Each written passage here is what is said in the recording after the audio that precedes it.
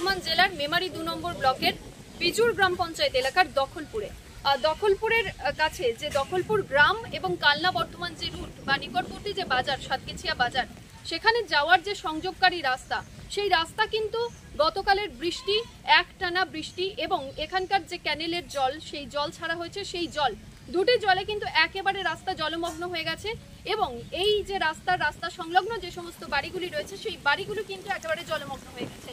এই মুহূর্তে আপনাদের সেই ছবি দেখাবো আমরা। এই রাস্তার মধ্যে রাস্তায় জল এবং বাড়িতে জল ঢুকেছে। এখানকার বাসিন্দাদের অবস্থা কিন্তু একেবারে শোচনীয়, সে কথা বলাই চলে। তারা যেটা বলছেন যে আজকের রাত্রিটা যদি বৃষ্টি হয় বা এইভাবে যেভাবে জল বাড়ছে এখনো পর্যন্ত, এই বৃষ্টির পরিমাণ যদি এভাবেই বাড়তে থাকে তাহলে কিন্তু তাদের গোটা বাড়ি প্রায় জলমগ্ন হয়ে যাবে। তারা কোথায় যাবেন?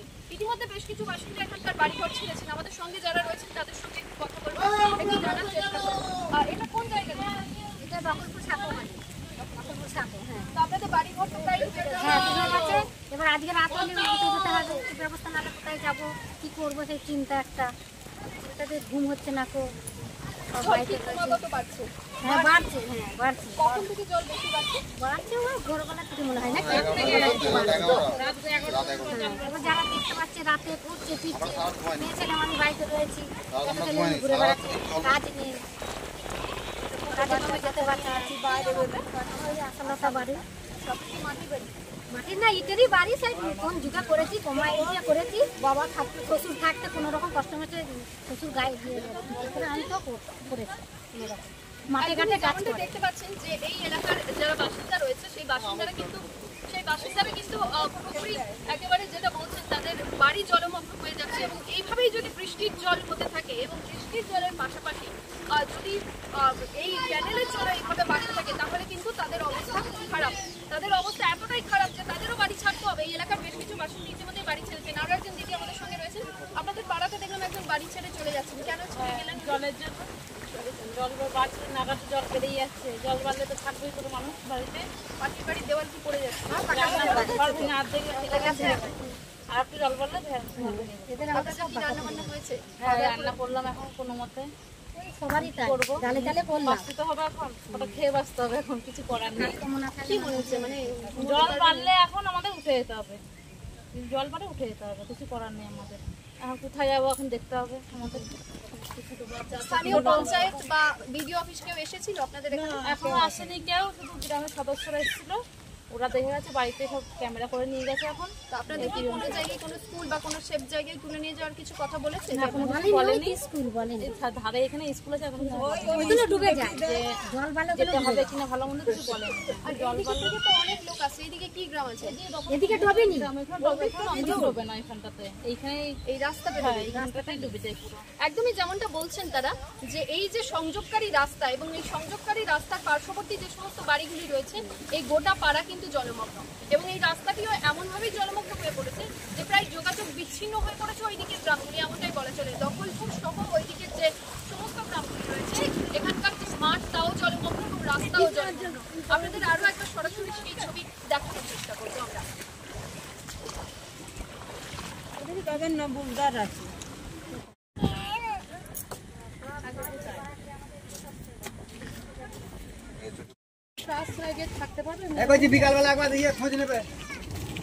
বৃষ্টিতে কি হয়েছে? বাড়ি কি ডুবে গেছে একেবারে? আচ্ছা, কালকে সারা রাতের বৃষ্টিতে? আর শুধু কি বৃষ্টির জলে নাকি বাঁকার জলও এসছে? কোন জায়গা এটা আপনার? দিয়ে আপনারা কি বাড়ি থেকে এখন কি চলে যাচ্ছেন? কোথায় যাচ্ছেন আপনারা? কেন যাচ্ছেন? বন্যার জন্য ঘর ডুবে গেছে। আপনার সঙ্গে আর কে আছে? আপনি একাই? আপনার মায়ের কি নাম? আপনার নাম? আপনারা দুজন? চেষ্টা করবো এই জায়গায়, অর্থাৎ এই দখলপুর, সম্ভবত দখলপুর গ্রামেই ফিরছেন এই এলাকার যারা স্কুল ছাত্রছাত্রী রয়েছেন, তাদেরও কিন্তু এই রাস্তা দিয়েই ফিরতে হয়। অর্থাৎ তারা প্রত্যেক দিনই এই রাস্তা দিয়ে মানে স্কুলে যান। তো তাদের সঙ্গে একটু কথা বলার চেষ্টা করবো। তোমরা কোন স্কুলে পড়ো? এই রাস্তা দিয়ে প্রত্যেকদিন স্কুলে যাও? কোথায় যাবে? বাড়ি যাচ্ছ, বাড়ি ফিরছো স্কুল থেকে? আজকে কি স্কুল হয়নি? সব কেন হলো না? সকলে আসতে পারেনি। এই যে রাস্তাটা, এই রাস্তাটা এতটা জল এ করেই যেতে হবে। কি অসুবিধা হয়? প্রত্যেক বাড়ি কি বর্ষাকালে এই অসুবিধা হয়? কি নাম?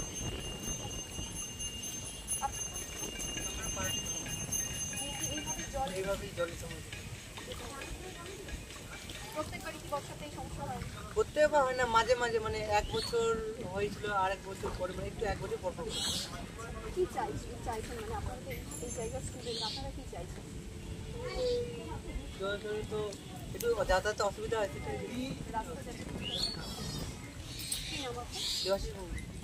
এখানকার যারা ছাত্রছাত্রী যেমনটা জানাচ্ছিল যে তারা কিন্তু এই জল ঠেলেই, অর্থাৎ এই যে বেলা বাড়ার সঙ্গে সঙ্গে জল বাড়ছে, তো তাদের স্কুলও ছুটি হয়ে গেছে, তারা যাবে এই দিকের গ্রাম দখলপুর বা বকপুর যে সমস্ত গ্রামগুলি রয়েছে এবং সেই গ্রামে তারা ফিরবে।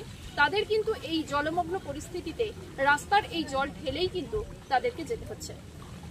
যে পানীয় জল, সেই পানীয় জলের জন্য কিন্তু এলাকার মানুষ অনেকটাই এই কলের উপর নির্ভরশীল। আর এই এলাকার যে পুরোপুরি জলমগ্ন হয়ে গেছে, এই মাঠ এবং এখানকার যে ক্যানেলের জল, সেই জল কিন্তু একাকার হয়ে গেছে। আমার ক্যামেরা কিন্তু মৃত্যুঞ্জয় যশকে একবার বলবো সেই ছবি দেখাতে।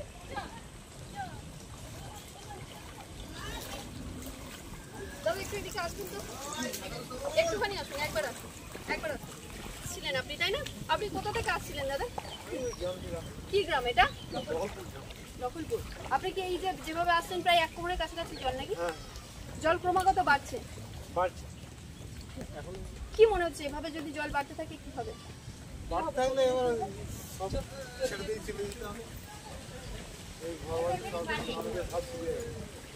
কি নাম আপনার? যেমনটা জানছিলাম যে দাদা কিন্তু দখলপুর গ্রাম থেকে আসছিলেন এবং অনেকটা জলমগ্ন হয়ে গেছে এবং যত সময় বাড়ছে অর্থাৎ বেলা বাড়ার সঙ্গে সঙ্গে কিন্তু জলের পরিমাণও ক্রমাগত বাড়ছে। ক্যামেরায় মৃত্যুঞ্জয় যশের সঙ্গে অনন্যা সাথে সংবাদ আজকে।